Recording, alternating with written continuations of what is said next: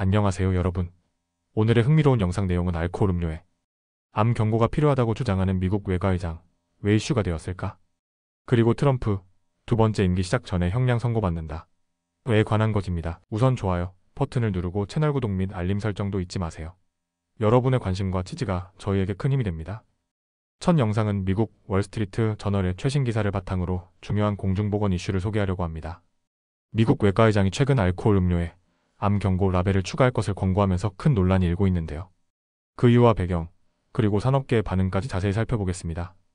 첫째, 외과의장의 제안 왜 나왔을까? 미국 외과의장 피백머시 박사는 알코올 음료가 매년 2만 건의 암 사망을 초래한다고 밝혔습니다. 그는 많은 미국인들이 알코올이 암의 주요 원인 중 하나라는 사실을 모르고 있다며 경고? 라벨을 통해 알코올이 7가지 유형의 암과 연관이 있다는 인식을 높여야 한다고 주장했습니다.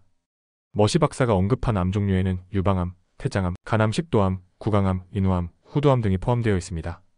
이 중 특히 유방암과 대장암은 젊은 층에서도 발병률이 증가하고 있어 더욱 주목받고 있습니다.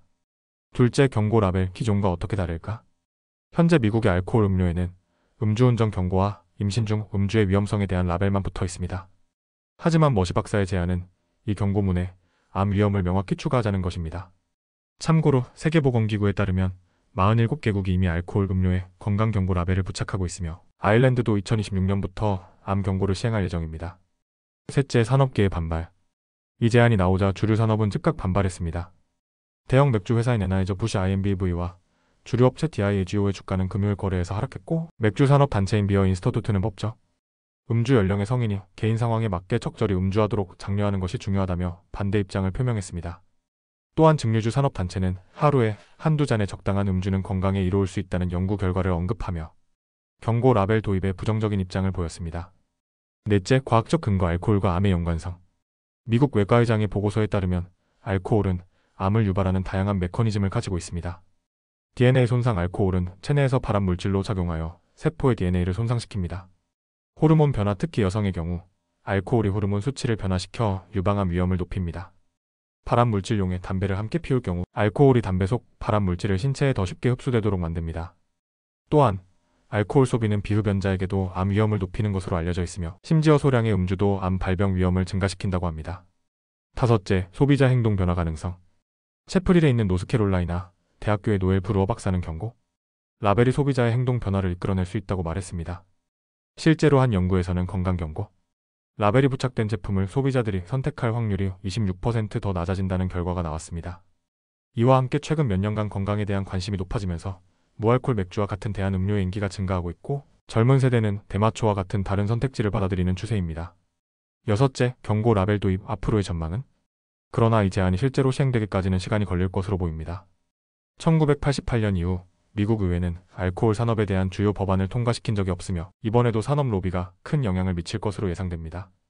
전문가들은 경고 라벨 변경에 수년이 걸릴 수 있다고 전망하고 있습니다. 하지만 담배 경고 라벨 도입 사례를 보면 장기적으로 소비자 인식 변화에 큰 영향을 미칠 수 있다는 점에서 이번 제안이 가지는 의미는 크다고 할 수 있습니다. 이처럼 알코올 음료의 암 경고 라벨을 추가하자는 미국 외과의장의 제안과 이에 대한 다양한 반응을 살펴봤습니다. 건강에 대한 인식이 점점 중요해지는 만큼 이러한 논의가 앞으로 어떻게 진행될지 주목할 필요가 있을 것 같습니다. 다음 영상은 월스트리트 저널의 보도 내용을 바탕으로 도널드 트럼프 전 대통령이 연루된 입막음, 돈 사건과 관련된 새로운 소식을 전해드리려고 합니다. 뉴욕 법원이 트럼프에게 2025년 1월 10일에 형량 선고를 내릴 예정이라고 발표했는데요. 이번 판결이 무엇을 의미하는지, 그리고 정치적, 법적 파장이 무엇일지 함께 살펴보겠습니다. 첫째, 트럼프 형량 선고를 앞두다. 뉴욕 판사 후안 머처는 트럼프가 두 번째 대통령 임기를 시작하기 전에 형량 선고를 받을 것이라고 밝혔습니다. 이 사건은 트럼프가 2016년 대선 직전 포르노 배우 스토미 데니얼스에게 지급한 입막음 돈을 은폐한 혐의로 기소된 것인데요. 배심원단은 트럼프에게 사업 기록 위조 34건에 대해 유죄 판결을 내렸습니다. 하지만 중요한 점은 판사가 징역형을 선고하지 않겠다고 명확히 밝혔다는 것입니다.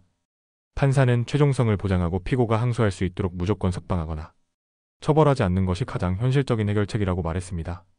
둘째, 트럼프 측과 검찰의 입장 차이. 트럼프의 변호인단은 형량 선고가 그가 대통령에 당선된 이후까지 미뤄져야 한다고 주장했지만 판사는 이를 기각했습니다. 판사는 법적으로 형량 선고를 미룰 이유가 없다고 설명하며 트럼프가 대통령에 당선된다고 해서 이 사건에 대한 법적 면책이 생기지 않는다고 못 박았습니다.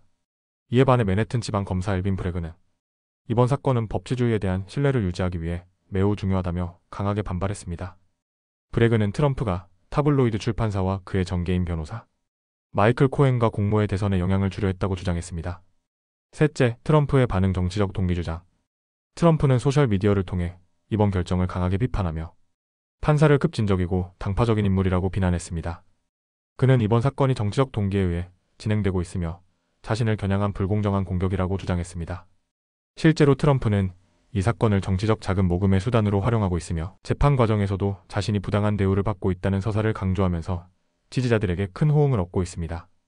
넷째, 이번 사건의 정치적 영향. 이번 사건은 트럼프가 연루된 사건의 형사사건 중 유일하게 재판까지 간 사례입니다. 검찰은 트럼프가 기밀문서 불법 보관 및 2020년 대선 결과 뒤집기 시도와 관련해 두 건의 연방 사건에도 연루되었지만 현직 대통령 기소를 피하기 위한 법적 정책에 따라 해당 사건들은 재판으로 이어지지 않고 있습니다.